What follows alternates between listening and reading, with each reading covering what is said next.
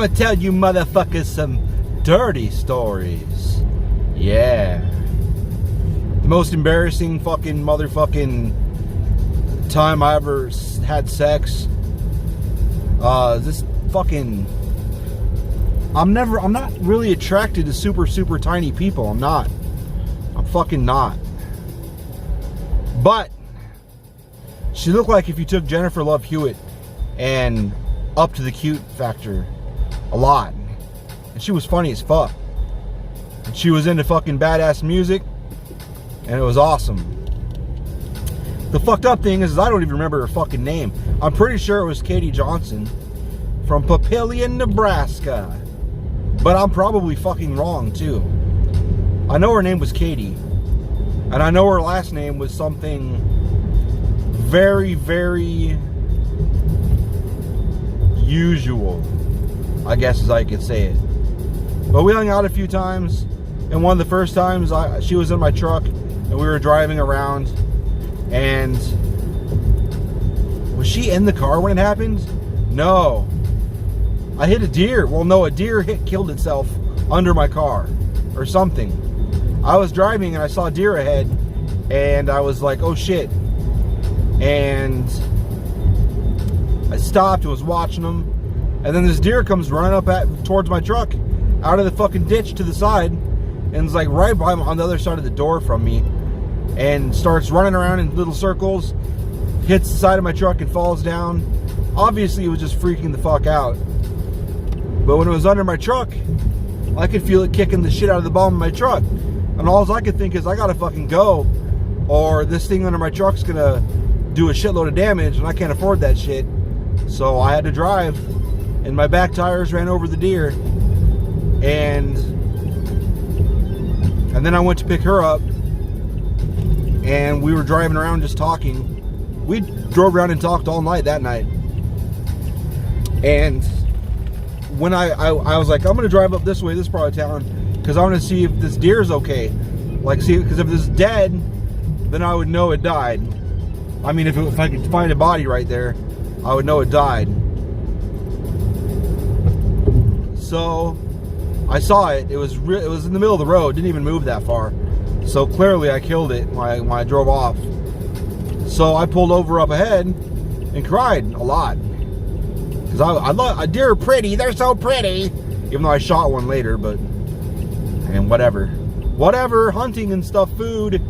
Sorry. I cried then too, but I held it in until I was away from my uncle, so he didn't have to see me cry. But anyway, that girl. So we bonded pretty hard that time. When I cried. I don't know how many people I've cried in front of. Maybe 5. In 40 years, maybe 5. So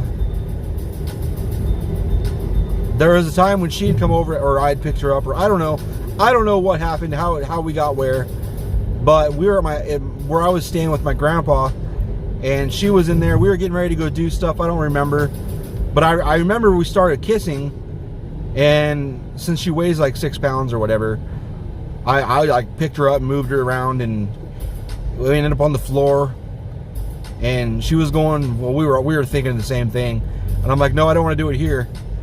Because all I could think about was the size of something I have versus her overall size. Like, there was no fucking way she was gonna be quiet, and I didn't want to deal with my grandpa and grandma and, you know, fucking... Who wants to fuck in their grandparents' house? I don't. I'm sure a lot of people do, but I do not. So we got in my truck and drove off to a park and went right back at it. And then I had a condom and put it on, and we started, and I swear to God, I could not feel anything. Now I understand. And then see, I didn't really realize she was a virgin until the middle of it. She was like, this is my first time, and I'm like, oh shit. But now I realize people that are virgins, you know, haven't been having 100,000 orgasms and don't have tight pussy muscles. So since her vajingo was completely out of use or out of practice or whatever, she had like no pussy muscles. So that mixed with the condom that was like 70 millimeters thick, I couldn't feel anything. I could feel enough to stay hard. I mean, after a little while, I was trying to go slow because she was like, holy fuck, you have to go slow. And I was trying to go slow. But the positioning was awkward. Everything was awkward. The sounds she was making and the look on her face was super hot. But I was extra nervous. And I started losing my rigidity. So I started going harder so I could feel it. But going harder hurt her. So her facial expressions and nonverbals and everything. And then she said, you got to go slow, it hurts. So I started going slow, but I couldn't feel shit. And I started going limp. And that was the only time I faked an orgasm to cover why I went limp. But she had fun. I don't know if she came. I really doubt it. I seriously doubt it. I don't know. But I know she seemed super, super happy. And she held my arm like we were just kind of holding hands and shit before that all the time. And then after that, she was like super cuddly and holding my hand and shit. Probably because she was horny as fuck. Especially after that. So she probably didn't come. But I was so fucking embarrassed that I never called her back. It's a super douche move. I've never felt good about it. But I was so embarrassed, I tried to push it under the surface and keep it down there until it died. And she left a few messages with my grandpa. And I remember my grandma was like, hey, that girl called for you again, you should call her back. And I'm like, yeah, I'll call her back, but I never called her back. And I'd sit there in my room and feel bad and like, what do I tell her? Like, should I tell her I faked it? And then will she be mad at herself because maybe she'll think something's wrong with her when it's nothing to do with her? I was blaming the condom. I didn't know anything about. I was stupid, and like the stupid people like to think that virgins are tight, whatever, and you get looser because you fuck too much. I didn't know anything. So one time I was in Fapc County because I had a ticket and I was down there to pay it at the courthouse. And when I came out, I had this full sheet of paper with a whole bunch of shit scribbled on it about, oh my God, Eric, I miss you. I've been trying to see you or whatever, or find you or whatever, and had a phone number on it. But at that time I was with God damn it, I was with a girl, and it was getting pretty serious, so I didn't call her back. In fact, the girl I was with found it and was like, what's this? So I told her the story, and she laughed. And then that was the end of that. I think she threw it away because I never saw a piece of paper again. I didn't copy, I didn't write her phone number down anywhere. I think I had no, I did try to call the number I had for her, the previous number I had for her, because I had like a little black book thing I had, and the number was disconnected. Or whatever, I don't remember. I might have just made that up, I don't remember. But the only other time I was like that kind of freaked out during sex was this person I was with. She was crazy hot. Fucking redhead that I found out later was not a redhead. But she had the redhead skin, and she had her hair dyed copper color. So whatever, same look. There is no way to tell. Plus there's no carpet, just the drapes. So if you've been with a redhead, you know, pink asshole. Looks like a bleached asshole. Pink skin, freckles. So there was no way to tell. But anyway, she was on top. And I don't think, maybe my first girlfriend, but after my first girlfriend, I avoided super tiny people. And the person I faked an orgasm with, maybe. But the person I faked an orgasm with was so goddamn tiny.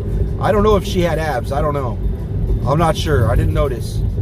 Her face was so cute, I don't think I ever looked down from her face. But the first time with the fake redhead, she was on top and I was I remember it's been so long since I've been with someone with abs for sure.